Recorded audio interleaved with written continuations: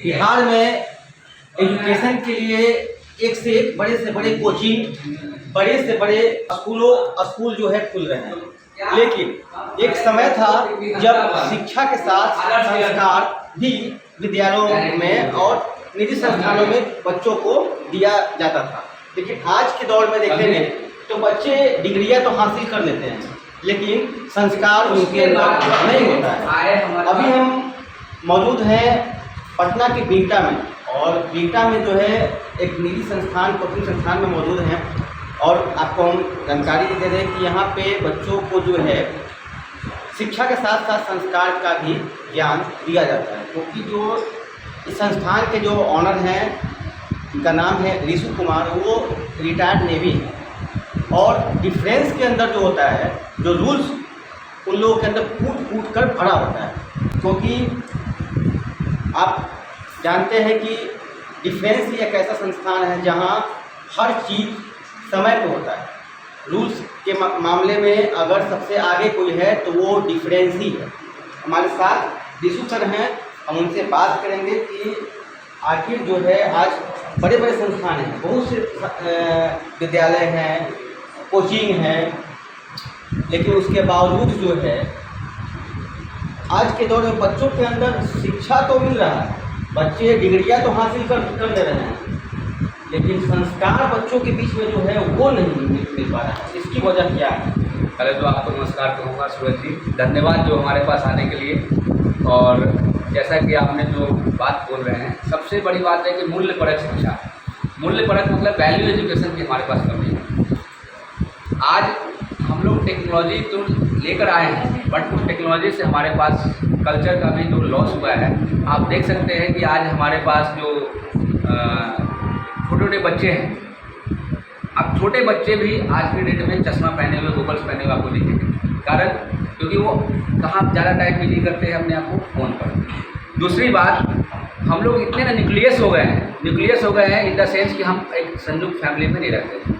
अब संयुक्त फैमिली में क्या है कि झगड़े भी होते हैं और एक दूसरे का रिस्पेक्ट भी होता है। जब शादी विवाह होता है, कोई पूजा पाठ होता है, तो सब कंबाइन होते हैं, तो बच्चे उनको देखकर सीखते हैं। तीसरी चीज़ कि हम लोग किताबों से बहुत दूर हो गए।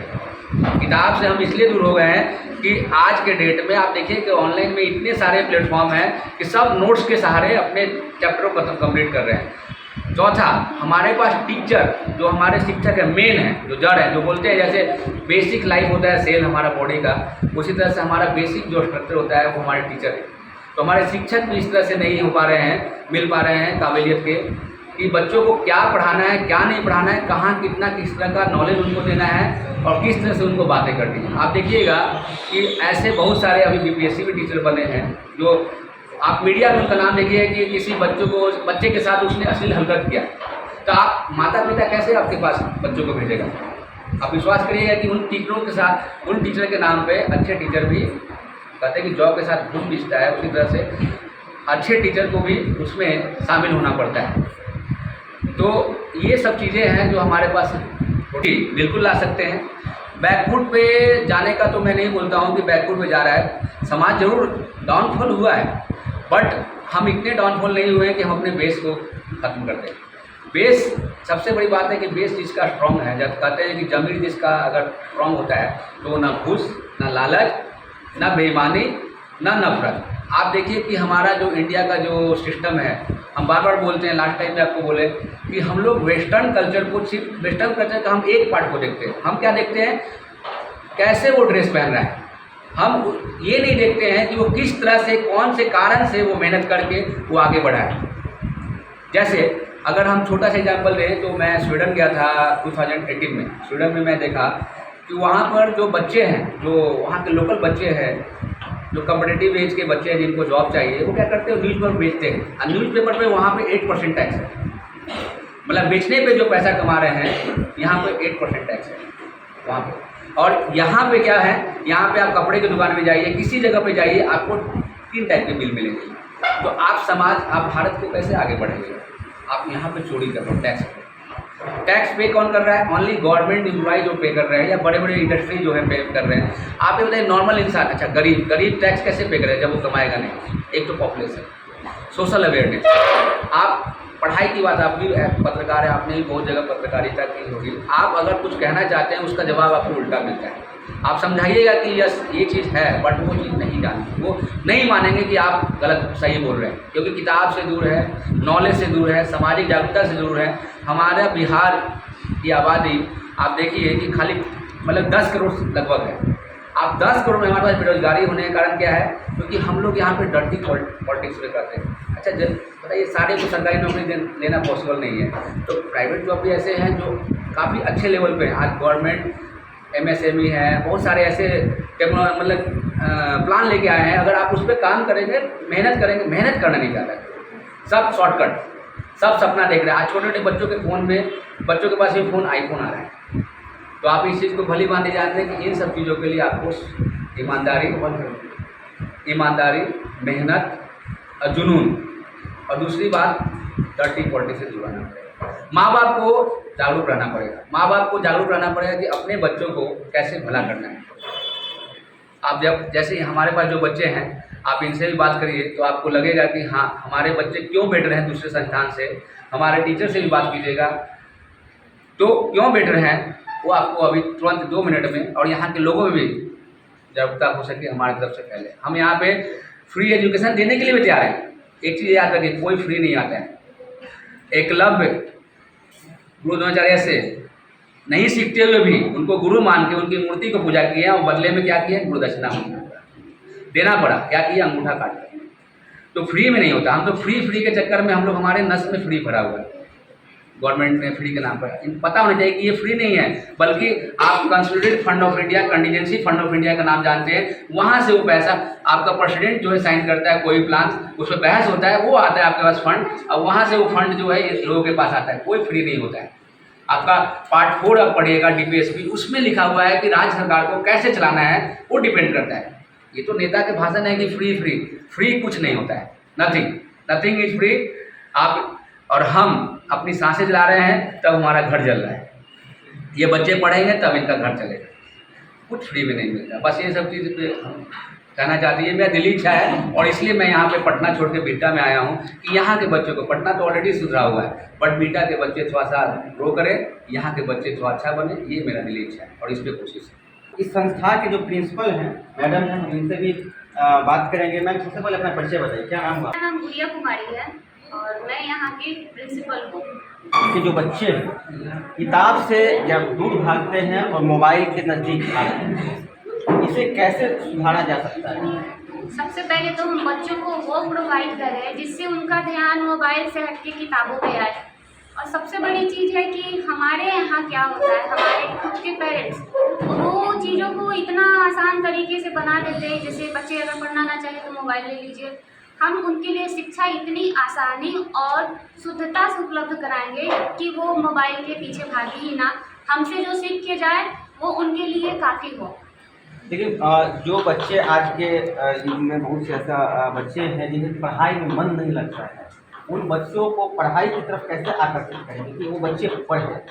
उनकी कमियों को देखकर, क्योंकि हर बच्चे एक जैसे नहीं होते।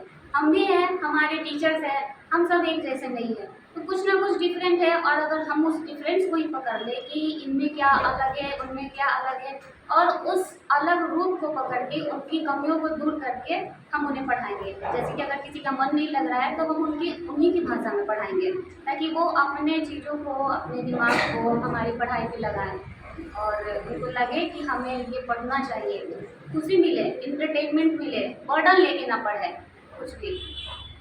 आज के जो बच्चे हैं वो कहीं ना कहीं जो है एजुकेशन से दूर भाग रहे हैं, मोबाइल की तरफ ज़्यादा भी बिजी हो रहे हैं, और उन बच्चों के बीच जो है संस्कार जो पहले के बच्चों में हुआ करता था, तो हमारे आपके समय में वो आज के बच्चों में बहुत कम देखने को मिलता है। उसे कैसे आज के बच्चों के अंदर जो है संस्कार जो है वो भर सकते हैं? हम अपनी सभ्यता से जोड़ नहीं सकते, क्योंकि स्कूल में हम फॉर्मूलाज पढ़ाते हैं, डिग्रीज बताते हैं कि आप ये पढ़ोगे तो आपको ये डिग्री मिलेगी। कोई संस्कार नहीं बताता। हर एक स्कूल में, हर एक इंस्टीट्यूट में जहाँ भी जाइएगा वहाँ आपको नंबरिंग बताई जाएगी, लेकिन कोई ये नहीं बताएगा कि हमारी सभ्यता क्या थी, संस्कृति क्या थी। वहाँ से अगर आप देखोगे तो हमारी सभ्यता हमारे संस्कार से जुड़े रहो तो प्रभु श्री राम थे। उन्होंने अपने गुरु के चरण स्पर्श करके अपनी शिक्षा प्रारंभ करी। तो कहीं ना कहीं टीचर्स और स्टूडेंट के बीच में अभी ये भी डिफरेंट है कि स्टूडेंट एंड टीचर वो एक संस्कार एक सम्मान को नहीं समझ रहे हैं कि ये हमारे गुरु हैं और हम इनके शिष्य हैं। तो वो चीज़ें समझाना, क्योंकि यही ज़रूरी है, यही हमारी संस्कृति है जो हमें आगे लेकर के चलेगी। हमारे भारत की संस्कृति है जिसे समझना और समझाना बहुत ज़रूरी है। तो हम इस कोचिंग संस्थान के जो बच्चे हैं उनसे ही बात करेंगे। क्या नाम है बाबू आपका? सत्यम।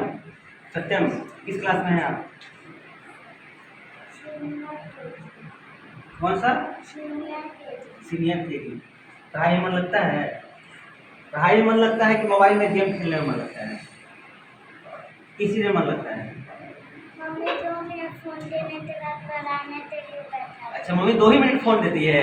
अरे वाह! तो देखिए इस बच्चे ने अपनी मम्मी का फ़ोन खोल दिया है, लेकिन अच्छी बात है, बच्चों को मनोरंजन जरूरी है। हमारे देश के प्रधानमंत्री जी ने एक बार अपनी मन की बात में इस बात का जिक्र किए थे कि अपने बच्चों को मोबाइल से दूर करें, और जो पहले की तरह लोग गोली खेलते थे, गिल्ली डंडा खेलते थे, फुटबॉल खेलते थे, क्रिकेट खेलते थे, हॉकी खेलते थे, तो आज के इस युग के जो बच्चे हैं वो इन खेलों से दूर होकर के और मोबाइल पर गेम में बहुत ज़्यादा व्यस्त होते हैं। कुछ बच्चे हैं मुझे लगता है कि जरूर खेलते होंगे। क्या नाम है आपका? अंकुश शर्मा। अंकुश, किस क्लास में हैं आप? 8। अच्छा, गेम खेलते हैं? कभी कभी। कभी कभी। कौन सा गेम खेलते हैं? Candy crush. Candy crush. देखिए, तो कितने घंटा गेम खेलते हैं? 5 मिनट। 5 मिनट गेम खेलने के बाद क्या आपकी आंखों में दर्द होता है? नहीं होता है, लेकिन होता है। आपको अभी महसूस नहीं हो रहा है क्योंकि आप बच्चे हैं, यंग ब्लड है, लेकिन जैसे ही आपका उम्र और बढ़ेगा धीरे धीरे फिर हमारी तरह चश्मा आपको लगाना पड़ेगा। तो अगर चश्मा से दूर हटना है तो आपको गेम नहीं खेलना है। अच्छा, मोबाइल पे गेम खेलते हैं, घर में और मनोरंजन के लिए क्या खेलते हैं? क्रिकेट, वॉलीबॉल, इस तरह का कुछ खेल? गिल्ली डंडा, गोली आता ही नहीं। देखिए कितनी बड़ी बात है कि आज की इस युग के बच्चों को गोली, gilli danda, cricket, football in खेलों के बारे में जानकारी नहीं है, लेकिन मोबाइल के गेम के बारे में अगर कहेंगे तो अच्छा, मोबाइल पर कितने तरह का गेम होता है?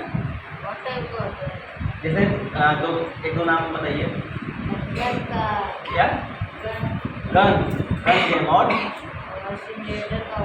सिमुलेटर का होता है। देखिए मोबाइल के गेमों के बारे में जानकारी है, लेकिन रियल जो गेम है उसकी जानकारी नहीं है। अब आप क्यों बाहर जा रहे हैं? अच्छा, क्या नाम है आपका? रंजीत। अच्छा, किस क्लास में है? 8 में। मोबाइल में गेम खेलते हैं? कौन सा गेम खेलते हैं? मल्टीक्राफ्ट। देखिए, अच्छा रियल में कौन सा गेम खेलते हैं? रियल में क्रिकेट हो गया। क्रिकेट खेलते हैं? वॉलीबॉल। तो इस कोचिंग में आप पढ़ाई कितने दिन चालू कर रहे हैं? क्या अच्छा लगता है इस कोचिंग में? यहाँ पर हमें बेसिक चीज़ सीखने को मिलता है और हमारे सर बहुत अच्छे हैं। क्या जो आप किस विद्यालय में पढ़ते हैं? स्टूडेंट विद्यालयों के अंदर आज की डेट में जो युवा हैं डिग्री तो हासिल कर लेते हैं, पास हो जाते हैं। अच्छा, कभी आप अपने स्कूल में फेल हुए हैं क्या? किस क्लास में भी है? 8 में है। नर्सरी से लेकर आज तक आपका विद्यालय में कभी भी आपको शिक्षक फेल किए हों? नहीं, अभी तक कोई फेल नहीं किया, हर विषय में पास होते हैं। देखिए एक कितनी बड़ी बात है कि विद्यालय चाहे कोई भी हो, आज के डेट में अगर किसी भी विद्यालय में आप जाएंगे तो वहाँ बच्चों को फेल बच्चे नहीं होते हैं, हर बच्चे पास होते हैं, है ना? ऐसा ही होता है ना? तो ये सच्चाई है आज की रियलिटी, लेकिन इसके लिए ज़रूरत है हर पेरेंट्स को जागरूक होना होगा, क्योंकि फेल एक चैलेंज है कि आपके अंदर कमियां हैं। ये बच्चा तो कोई फेल ही नहीं होगा, जो बच्चा कहीं फेल नहीं होगा वो अपनी कमियों को कैसे निहारेगा कि हमारे अंदर क्या कमी है। ज़रूरत नहीं, ये ज़रूरी नहीं है कि हर बच्चे के पास हर जानकारी ही हो। कुछ बच्चियाँ भी हैं। क्या नाम है बाबू आपका? किस क्लास में हो आप? अच्छा, तो पढ़ाई में यहाँ मन लगता है? कितने साल से आप पढ़ाई कर रहे हैं? इसी महीने से। क्या अच्छा लगता है यहाँ पे? सबका पढ़ाने का तरीका क्या अच्छा लगता है? हाँ। अच्छा, गेम खेलते हैं? नहीं, मोबाइल पे नहीं खेलते हैं। चलिए, अच्छी बात है। ये भी एक बड़ी बात है भाई। हमारी आज के युग में जो महिलाएं हैं, जो हमारे देश की बेटियां हैं, वो कहीं ना कहीं हमारे जो पुरुष हैं, हमारे युवा जो हैं, वो पीछे जा रहे हैं। यूँ कहें तो गलत रास्तों की तरफ, लेकिन हमारे देश की जो बेटियां हैं वो अच्छे रास्तों की तरफ हैं और वही तरक्की भी कर रही हैं। क्या नाम है बाबू आपका? अदिति। किस क्लास में है? 6 में। कौन सा विद्यालय है? अच्छा, क्या आप अपने विद्यालय में कभी फेल हुए हैं? नो। क्या कौन सा विषय आपको हार्ड लगता है? कोई भी। अभी आप पढ़ाई करने आते हैं, क्या लगता है जो सर पढ़ाते हैं, पढ़ाने का क्या इनका तरीका अच्छा है, क्या अच्छा लगता है? ये लोग जो भी पढ़ाते हैं तो समझ में आता है और अच्छा से बच्चे को पढ़ाते हैं। आपके विद्यालयों में क्या संस्कार की कोई क्लास होती है? क्या कौन सा रैंकिंग होता है? First rank. क्या सिखाया जाता है संस्कार में? कि हमें कैसे सबको आदर करना चाहिए, कैसे करना चाहिए। तो आदर करना चाहिए, पढ़ना चाहिए, अपने से बड़ों को रिस्पेक्ट करना चाहिए। गेम खेलते हैं आप? Real game? कौन सा? कबड्डी। गुड। तो देखिए, कहते हैं ना कि रियल में जो हमारे देश की बेटियां हैं वो सही रास्तों की, सही मार्गों की तरफ हैं। इसीलिए तो आज हमारे बिहार में गवर्नमेंट जॉब में 30% जो है हमारी राज्य की बेटियां ही हैं, चाहे वो शिक्षा विभाग हो, चाहे वो पुलिस विभाग हो, या कोई भी विभाग हो। क्या नाम है आपका? आदित्य कुमार। कौन सा क्लास में है आप? 10th। तो 10th में एक बात बताइएगा, जहाँ पर पढ़ाई करने आते हैं, क्या पढ़ाई का क्या अच्छा लगता है?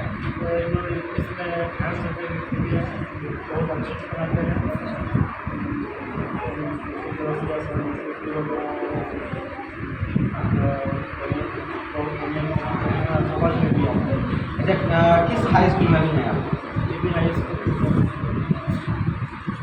गेम खेलते हैं क्या? कौन सा? फ्री फायर एक ऐसा गेम है ना, वो हर किसी के दिमाग में होता है।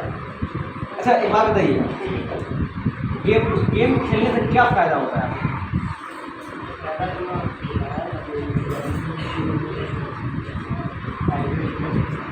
आईडी बेच सकते हैं। रियल गेम कौन सा खेलते हैं? रियल गेम मतलब रियल में कबड्डी, क्रिकेट? कबड्डी खेलते हैं। और क्या खेलते हैं?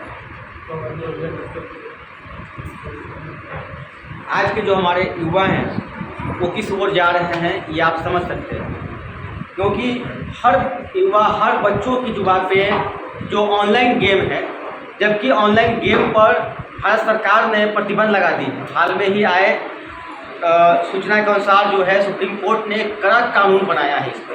इसके बावजूद जो है ऑनलाइन गेम बिक रहे हैं, चल रहे हैं। जैसे बच्चे ने बताया कि हम अपनी आईडी को बेचेंगे तो अर्निंग भी होता है।